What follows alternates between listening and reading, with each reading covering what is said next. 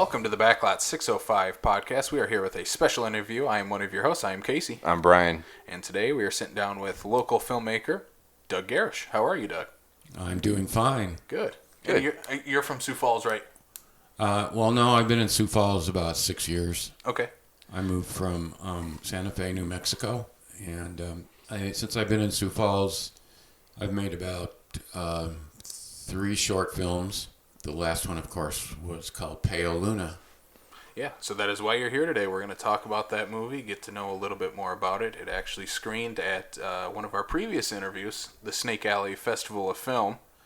So I think we should just start right there. That works. I think that works. How was the festival? We didn't get a chance to make it. It's about a 7-hour drive, roughly. 454 miles. Yeah. He's got that down. He's got it specific. Down. Yes. So how was the festival overall? Well, it was wonderful. It was very enthusiastic, and Tad was there, and Kara Ewing, I believe her name was. She was there to greet us when we got in that evening, and we knocked on the door. We got there a little earlier than we expected, and I kind of knocked on the theater door, and they weren't really officially open, but she came up to the door, and I introduced myself, and she said, she said, Doug Gerash is here. And I instantly felt like a celebrity. It was great. No, I've seen all the pictures and stuff online. We're going to have to make a trip next year, bro. Yes, we are. Yeah. We have to put that in our calendar. Definitely. So where I want to jump off and kind of start with you is, where did you get involved with filmmaking? Has this always been something you've wanted to do your entire life? Or? Well, it is something that I have been doing.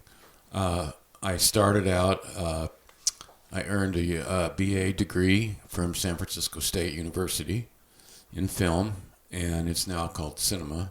And from there, I ended up, I lived in a lot of different places, but I ended up living in California and working in LA for a little while. I subsequently ended up back into my original hometown, Denver, and got involved with public access television. I got hired there, and I helped community producers put their shows on and train them. And from there, I ended up working for TCI, and eventually decided that I wanted to try news. So I ended up being a television broadcast news photographer and editor.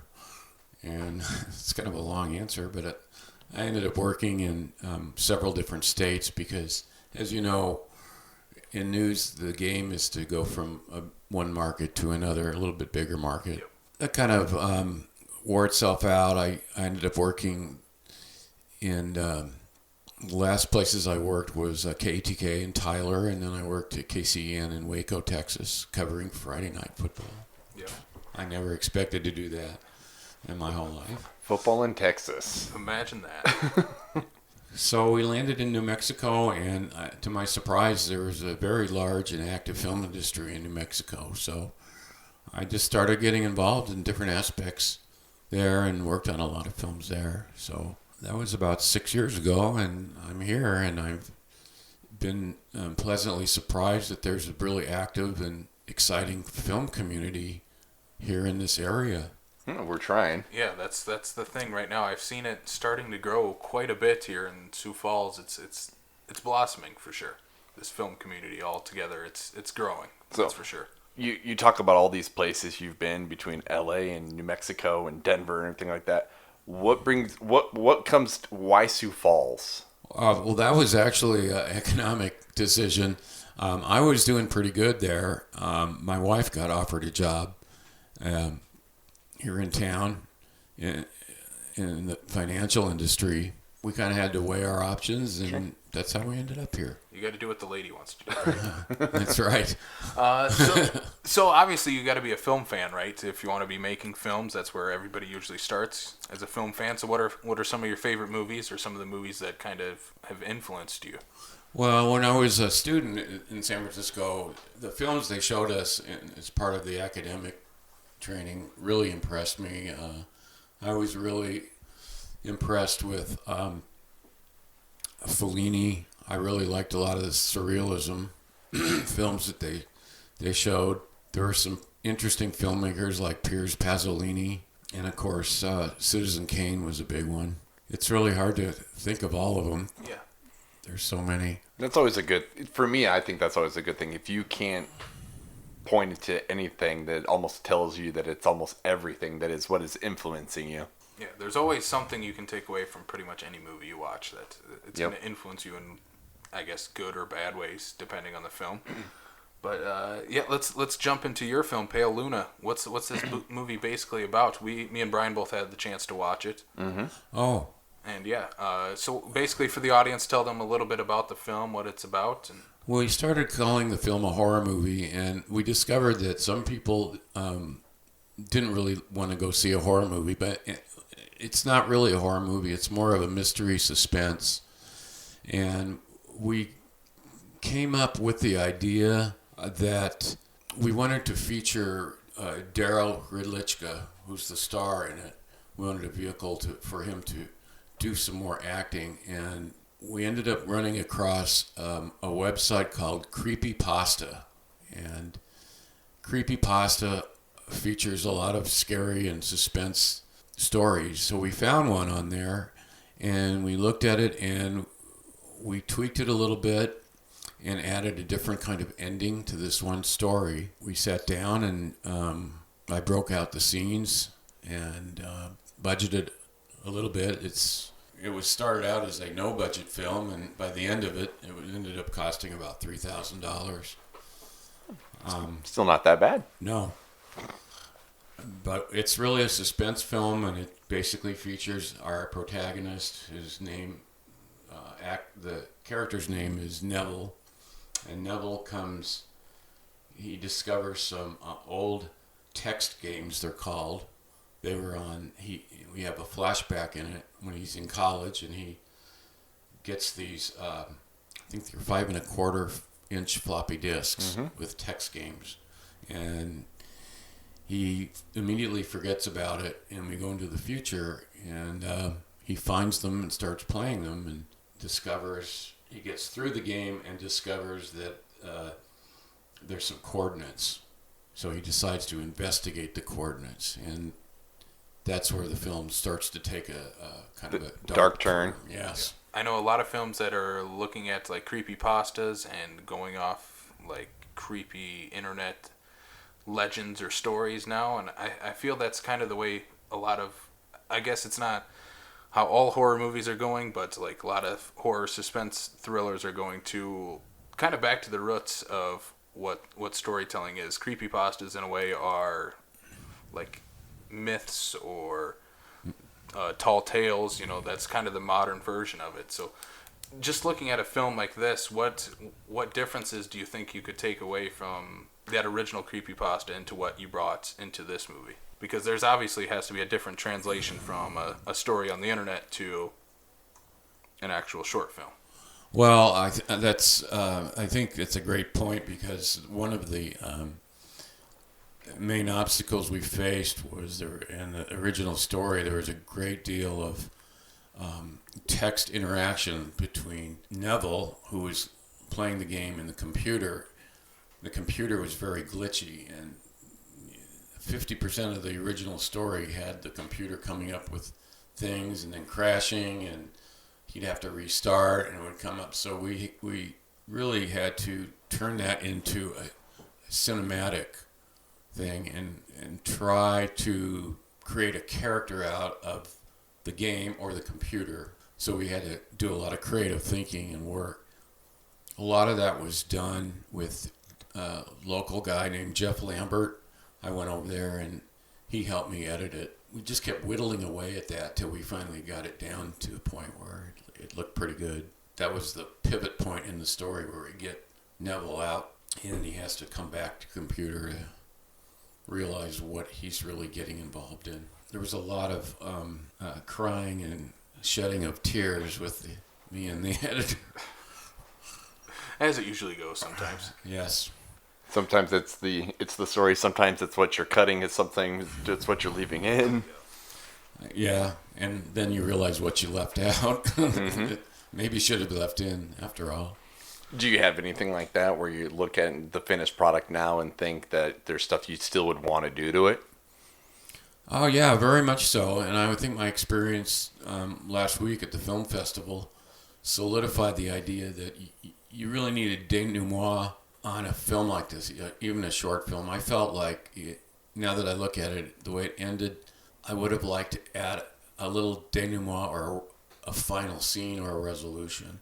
And many of the films I observed at the film festival were pretty good, but they had the same, I wouldn't say fault, but it's hard to come up with that extra oomph, and it only comes after it's all done and over with. Yep.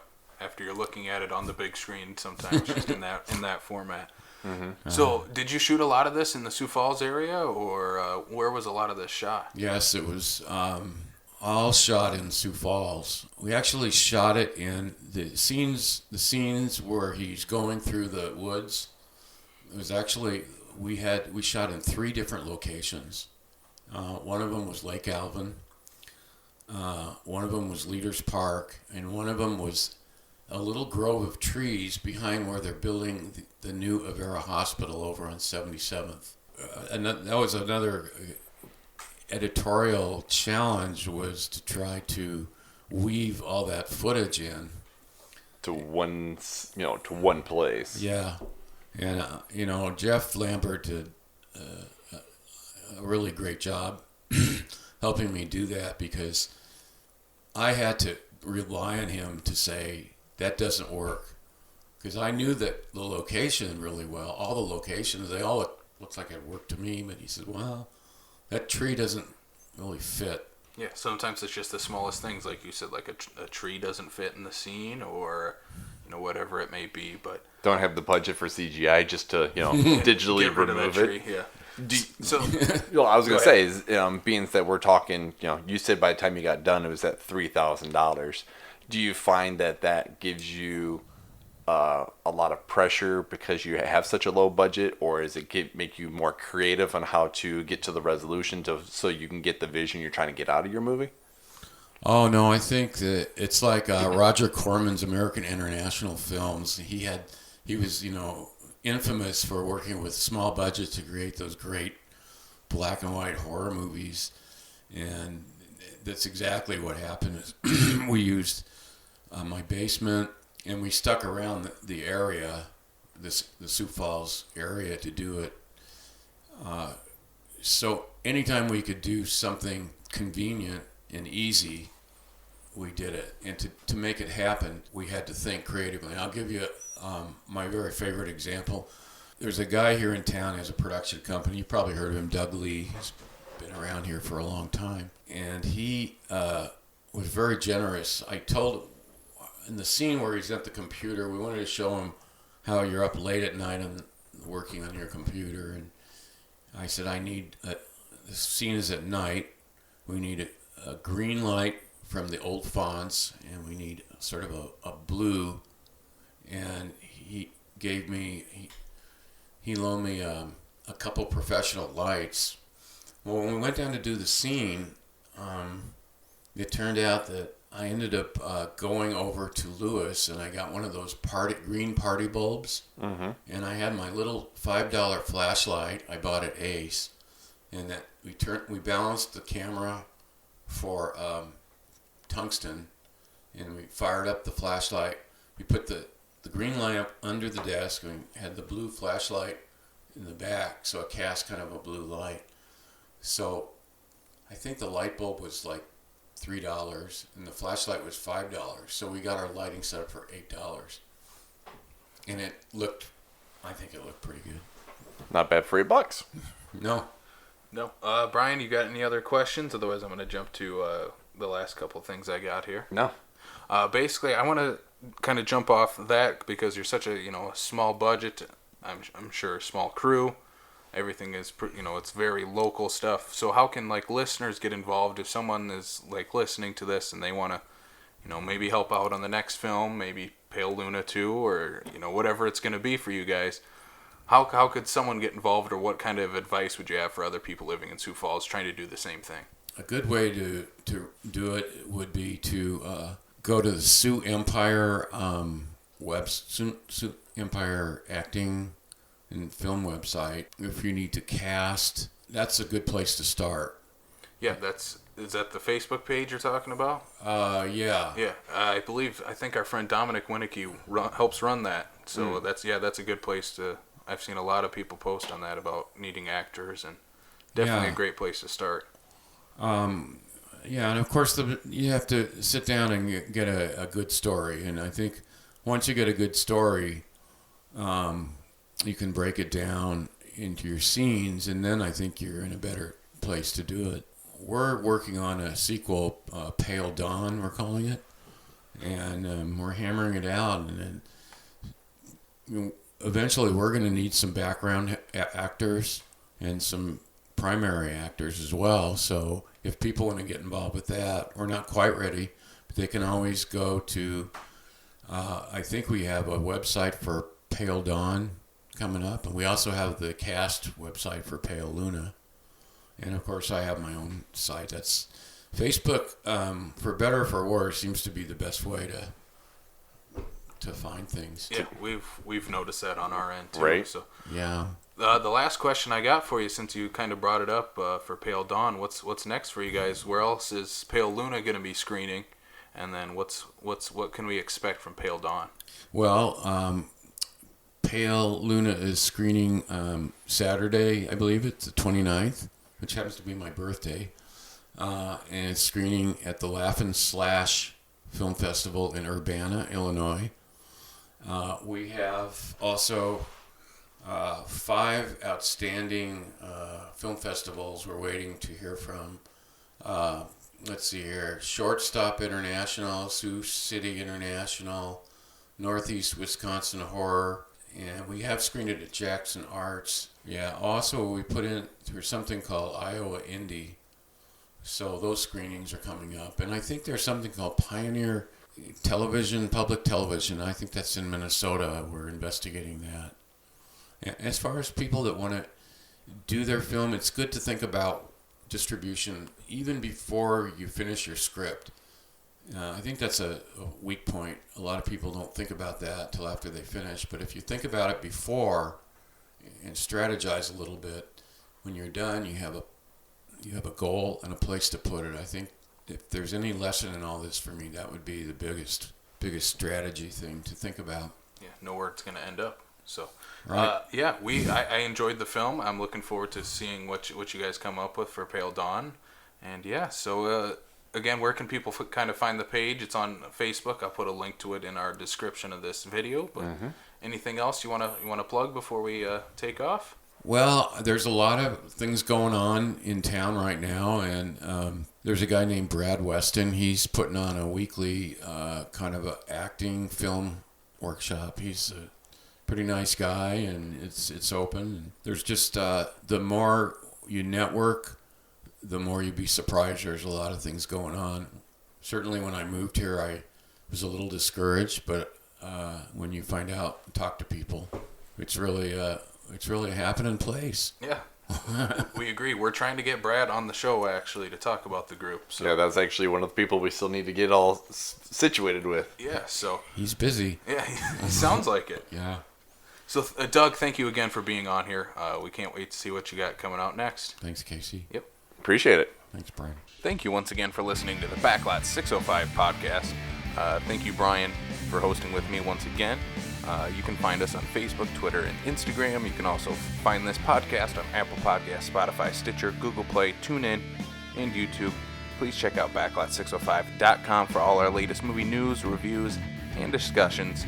And as we just briefly mentioned, we have a couple interviews actually coming up here soon, so be on the lookout for those. And we will, of course, post them to our website and Facebook page, and check us out there. So thank you once again for listening, and we'll see you next time on the Backlot of South Dakota.